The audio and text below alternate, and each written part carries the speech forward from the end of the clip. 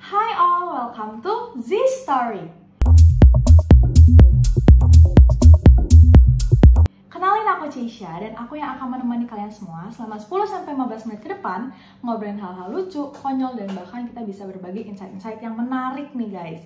Nah, kali ini aku punya narasumber yang super kece banget yang bisa membagikan pengalaman kita semua. Dan kalau kalian mau tahu gimana sih journey-nya atau pengalamannya, jangan lupa untuk like, comment, and subscribe, and please welcome Kak Faras. Halo, Halo Kak Faras, apa kabar? halo Kak Cisya. Alhamdulillah, kabar baik. Gimana Kak Cisya kabarnya? Baik juga. Oke, nah mungkin teman-teman Ders pada belum kenalan kali ya sama Kak Faras. Boleh dong Kak memperkenalkan dirinya secara singkat aja ke teman-teman Ders Entertainment. Oke, boleh. Sebelumnya mungkin banyak yang belum kenal saya ya. Saya siapa? Jadi saya akan perkenalkan diri. Ya. Perkenalkan, nama saya Farah Saida Rahman. Panggilannya Aras. Kemudian saya sedang menempuh studi di India, yaitu di NIT Warangal, jurusannya Mechanical Engineering. Nah, sebelum kita mengulik lebih jauh lagi, aku mau tanya dong Kak Faras kenapa akhirnya memutuskan untuk mengambil studinya di India? Pada awalnya memang saya juga scholarship hunters, jadi saya juga banyak apply ke beberapa scholarship. Oke. Kemudian saya juga melihat opportunity yang India tawarkan, yaitu ICCR Scholarship. Jadi saya salah satu awardee pada tahun 2022, dan kemudian saya mendapatkan beasiswa tersebut, dan saya juga melihat eh, banyak faktor kenapa saya harus milih India seperti itu. Karena salah satunya India itu kan terkenal di bidang teknologi dan sainsnya ya. Yes. Dan beberapa eh, dari kita juga tahu bahwa India itu terkenal dari IT-nya, engineering-nya. Karena saya jurusannya engineering, jadi saya sangat tertarik sekali gitu. Dan banyak juga di sini kampus-kampus yang terkenal seperti itu, Kak. Oke, berarti memang Kak Farah sendiri memperjuangkan beasiswa di India ini gitu ya berarti. Betul, Kak, betul. Oke. Karena menurut saya ini opportunity yang sangat baik. Nah, berarti Kak Faras sendiri studinya itu S1 atau S2 nih, Kak? Saya Bachelor of Technology, saya masih menempuh studi S1. Boleh nggak sih Kak spill lebih detail tentang beasiswa ini atau mungkin nama beasiswanya seperti apa? Terus persyaratannya tuh susah nggak sih untuk apply beasiswa ini? Oke, baik. Jadi saya akan jelaskan ya. Oke. Eh, Nama beasiswanya itu ICCR. Ya, jadi ICCR Scholarship ini under Indian government. Jadi pemerintah India itu memberikan scholarship untuk ke beberapa negara, termasuk Indonesia. Nah, Indonesia ini termasuk apa ya? Kalau bisa dibilang, kalau di berbagai negara kan ada beasiswa yang prestis ya. Di beberapa negara sebenarnya, kalau misalkan di Australia itu ada AAS, dan Yes, oke. Turki itu ada IETB dan sebagainya. Nah, kalau di India ini ICCR yang prestisnya. Jadi Oke.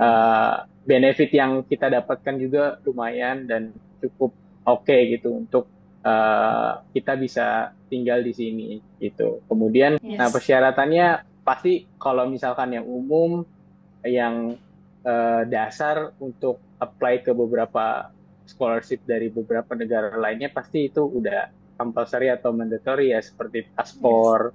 Kemudian eh, nanti kalau misalkan kita keterima, itu ada, kita harus apply visa. Terus kemudian eh, yang nggak kalah penting itu, yang nggak kalah penting banget nih, karena di India ini kan kita kuliah dalam bahasa Inggris ya. Jadi Yes. semuanya itu bahasa Inggris di sini. Jadi nggak perlu khawatir. Di India itu nanti pakai bahasa India gitu, atau bahasa Oke. daerahnya, nggak perlu khawatir. Jadi di sini udah fully in English gitu. Dan ini yang paling penting, English proficiency. Jadi kalian kalau misalkan ada sertifikat IELTS TOEFL itu sangat mendukung sekali gitu untuk aplikasi teman-teman itu. Kemudian recommendation letter, misalkan kalian dari SMA nih yang mau ke S1, itu misalkan recommendation letter dari guru kelas atau wali kelas kalian. Kemudian kalau misalkan saya backgroundnya kebetulan saya dari SMK, Kak. Jadi saya ada kepala prodi ya ada kepala prodi di jurusan saya. Nah, saya juga minta recommendation letter dari beliau seperti itu. Jadi recommendation letter ini bisa dikondisikan sesuai dengan guru atau yang bersangkutan yang mengenal dekat dengan kita seperti itu, yang mengetahui kita performance kita selama kita di sekolah seperti itu. Terus kemudian ada esai. Nah, esai ini nanti ada di portalnya atau di websitenya, nanti teman-teman bisa cek sendiri. Ada beberapa topik esai yang harus teman-teman pilih dan teman-teman bisa pilih salah satunya seperti itu. Terus kemudian motivation letter. Kalau misalkan teman-teman mau cantumkan motivation letter juga itu nggak masalah, itu oke juga seperti itu. Jadi kurang lebih ada juga salah satunya itu ada medical certificate ya, yang harus teman-teman buat seperti itu. Kurang lebih itu aja sih Kak persyaratannya.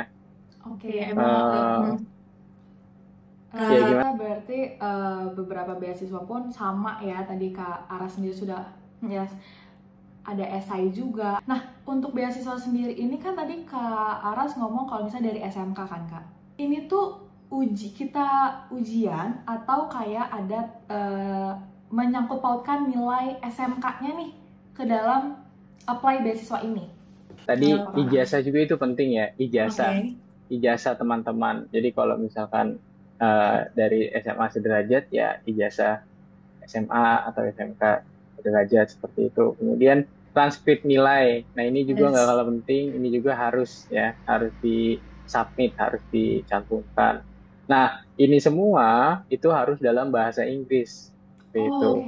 Dan harus diterjemahkan tersumpah seperti itu. Nah, tadi kita udah bahas tentang beasiswanya nih.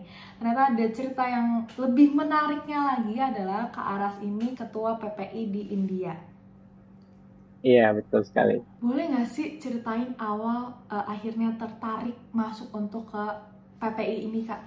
Kenapa saya tertarik untuk join? Karena saya rasa khususnya ya notabene India, kalau misalkan compare dengan PPI negara yang lainnya, PPI India ini mahasiswanya nggak begitu banyak. Kemudian wilayah di India ini kan luas banget ya kayak. Nah, karena hal itu saya merasa ya pasti, apalagi saya di sini di kampus saya sendiri Kak, nggak ada mahasiswa Indonesia. Jadi saya ngerasa kalau bukan di PPI, di mana lagi saya bisa bertukar kabar, saling sharing mengenai akademik atau apapun itu, terus ikut beberapa kegiatan atau event-event ya kan dalam PPI, walaupun itu diselenggarakan secara online.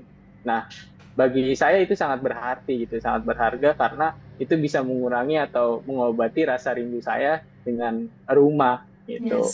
Dengan kita keep in touch atau ngobrol sesama mahasiswa Indonesia di India seperti itu Kak. Jadi kalau misalnya memang jadi kita nggak perlu ngerasa sendiri juga gitu ya Kak, karena pun di lingkup itu atau di himpunan itu ya pure anak-anak dari Indonesia semua, jadi ya itu kita butuh orang yang seperti mereka juga, butuh himpunan seperti ini juga gitu ya. Boleh nggak spill sedikit gimana sih rasanya jadi ketua PPI di India? Ada nggak pressure tersendiri buat Kak Aras? Campur aduk ya Kak pastinya. Perasaannya ya, perasaan bangga terhadap diri saya sendiri, kemudian senang, kemudian campur aduk, feelingnya campur aduk Pak. Jadi kalau misalkan mengenai pressure itu pasti ada ya, yang namanya kita mengemban suatu tanggung jawab, itu pasti ada pressure-nya ya. Apalagi kan menjabat sebagai ketua perhimpunan pelajar Indonesia di India itu bukan suatu hal yang mudah gitu. Yes. Jadi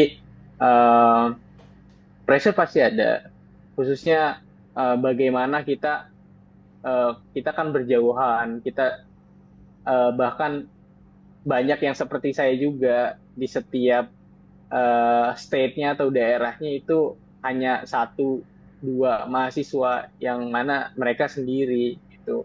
Dan sulitnya itu memang apa ya, menjalin komunikasi gitu satu sama lain, karena di India itu kita jadwalnya berbeda-beda Kak, nggak sama kayak di Indonesia. Jadi kalau di India itu jadwal apa ya, jadwal perkuliahannya atau jadwal ujiannya itu beda-beda gitu. Jadi kadang berbentrokan gitu. Kita misalkan adakan meeting, tapi beberapa nggak bisa karena ada ujian. Beberapa yang udah ujian jadi bisa ikut atau join meeting. Nah seperti itu tantangan dari kita di PPI India. Dan make a bond satu sama lain itu juga suatu tantangan gitu untuk kita semua di sini. Karena tantangan tersebut ada gitu, kami juga apa ya, provide teman-teman untuk selalu provide event-event yang sangat bermanfaat pastinya untuk anggota PPI India, seperti itu, seperti webinar yang bermanfaat untuk mengasah atau membuat anggota PPI India bisa apa ya, lebih berkembang dengan event-event yang akan kita conduct, seperti itu Kak. Oke. Nah guys, tadi udah bahas yang sangat-sangat penting-pentingnya nih. Nah aku bakal ngulik sedikit, ada nggak sih Kak Aras cerita-cerita konyol pas sampai di India atau mungkin culture shock, kenapa ya ini kayak gini, ternyata dia itu tuh selalu keinget terus sampai hari ini. Kalau mengenai apa klakson ya, kita bisa ini ya sebutnya ya, kita mungkin sudah banyak yang tahu India terkenal dengan klaksonnya yang di mana-mana seperti itu. Itu ternyata memang benar. Jadi kalau misalkan kita ke jalan atau ke tempat umum itu memang berisik, dan klaksonnya itu memang apa ya? Kalau saya bisa bilang klakson itu adalah salam di sini Kak. Dan ini juga nggak hanya di satu tempat, tapi hampir di seluruh India ini seperti ini gitu. Oke Kak Aras, last question, ada nggak sih pesan-pesan untuk teman-teman Dares Entertainment yang mungkin mau ngerantau juga ke India, atau mungkin mereka masih bingung nih mau masuk nggak ya himpunan PPI ini, ada nggak tuh? Nggak perlu khawatir, kalau yang mau kerja di India pasti akan dapat salary yang tinggi, dan banyak juga di sini multinational company yang ada di India itu banyak banget ya. Terus startup juga itu banyak banget Kak. Di India itu banyak banget startup, dan nggak perlu khawatir. Kalau misalkan untuk apa adaptasinya gimana, ya paling adaptasi itu seminggu atau 2 minggu itu mungkin udah bisa ya untuk adaptasi gitu. Saya ingin tekankan, bahasa Inggris itu nomor 1. Terus asah kemampuan bahasa Inggris teman-teman, karena dengan teman-teman fluent in English itu akan membantu teman-teman berkomunikasi setiap harinya. Seperti itu Kak. Oke deh Kak Aras, thank you so much udah boleh sharing-sharing sama kita di Dares Entertainment. Banyak banget hal-hal yang bisa diambil dari beasiswanya, ketua PPI-nya, dan bahkan apa ya, kita di dalam PPI itu bener-bener kita bisa jadikan rumah kedua, yang kangen sama, mungkin kangen ngomong Indonesia juga, terlalu sering ngomong bahasa Inggris, jadi bisa lah tuh bertukar cerita, bertukar pikiran sama sesama mahasiswa Indonesia yang ada di luar sana. Nanti aku juga bakal nge-spill Instagram atau TikToknya Kak Syaras atau semua sosial medianya Kak Faras di sini. Boleh banget nanti dicek, di follow, agar kalian tahu nih apa aja sih yang lagi dilakuin sama Kak Aras sendiri di India. Anyway guys, that is for today. Don't forget to like, comment, and subscribe. Bye!